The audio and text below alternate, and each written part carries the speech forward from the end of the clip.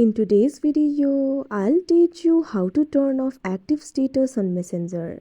First of all, launch open Messenger application. Make sure you're logged into your account. You can see over here Messenger has been opened. Tap on the menu icon that you can see at the bottom right corner of your screen.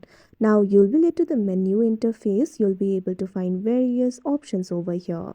Tap on this option settings that you can see on the screen. Now you'll be able to access the settings over here. What you have to do is simply scroll down. Now under the section for profile, at second you'll be able to find this option for active status. So what you have to do is tap on it. You can see over here right now it is turned on. If it is turned on, people will be able to see if you're active. So what you have to do is toggle off this option for show when you're active.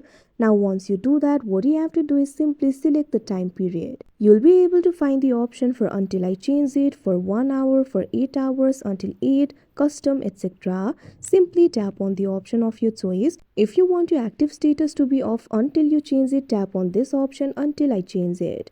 Now tap on this option pause that you can see on the screen. Now you can see over here your active status has been turned off. So that is how you turn off active status on Messenger. I hope you found this video helpful. Thank you for watching.